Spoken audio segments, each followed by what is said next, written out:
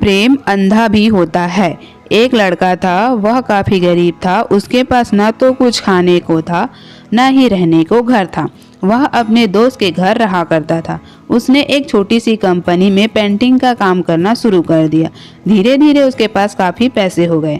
बाद में वह काफ़ी धनी हो गया, लेकिन अभी भी उसके अंदर कुछ कमी का एहसास होता था। जब वह छोटा था तभी उसके माता पिता इस दुनिया से चले गए थे। उसने कभी प्रेम को नहीं जाना था। एक दिन जब वह अपने किसी काम से बाहर गया था तो उसे एक लड़की दिखी जो काफ़ी अच्छी खूबसूरत थी। उसको देखते ही इस लड़के को उस लड़की से प्रेम हो गया। वह काफ़ी देर तक उस लड़की को देखता रहा। कुछ देर बाद वह लड़की वहां से चली गई। कुछ दिनों तक यह लड़का उस लड़की को खोजता रहा, लेकिन वह लड़की ना मिली। लेकिन नियति ने उस लड़की को इस लड़के से मिला दिया। वह लड़की इस लड़के के घर काम के तलाश में आई थी। लड़के ने लड़की को तुरंत घर काम के लिए रख लिया। जब वह लड़की इस लड़की से मिलने आई तो उस समय इस लड़के ने कुछ भी शब्द साफ से नहीं बोल पा रहा था, जिससे लड़की को लगा लड़का गूंगा है।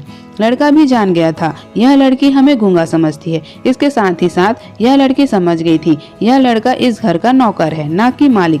अब जब भी यह लड़का उस लड़की के पास जाता गूंगा बन जाता है। धीरे धीरे वह लड़की इस लड़के पर काफी रहम खाने लगी।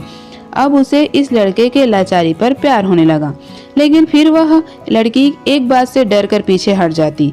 इस लड़की के भी माता पिता बचपन में मर चुके थे। इस लड़की को इसके चाचा ने पाला था। वह चाहता था वह जब तक जिंदा रहे यह लड़की उसके खाने और पीने का पैसा दे। लड़की का प्रेम हद से भी बाहर जाने लगा। लड़के के एक खांसी पर वह लड़की दौड़े उस लड़के के पास पहुंच जाती। अब लड़का भी समझ गया इस लड़की को मुझसे प्रेम हो गया। लड़का भी बहुत ज्यादा उस लड़की से प्रेम करता था। उसने पहले लड़की के बारे में सब कुछ पता किया। जब उसे सब पता चल गया तो वह बहुत रोने लगा, क्योंकि उसने गूंगे होने का झूठ बोला था। अब वह दिन रात रोने लगा। लड़की अपने सैलरी से लड़के को इलाज करवाने को कहती। एक दिन सुबह लड़की को पता चला लड़का हॉस्पिटल में भर्ती है। वह दौड़ते हुए जब हॉस्पिटल पहुंची तो उसने देखा लड़का बेड पर बेहोश पड़ा है। उसके आसपास काफी मशीन लगी हुई थी। जब लड़की डॉक्टर के पास पहुंची तो वह पर डॉक्टर उसे बताया लड़का अब बोल नहीं सकता। उसने अपनी जीभ को काटने की कोशिश की है।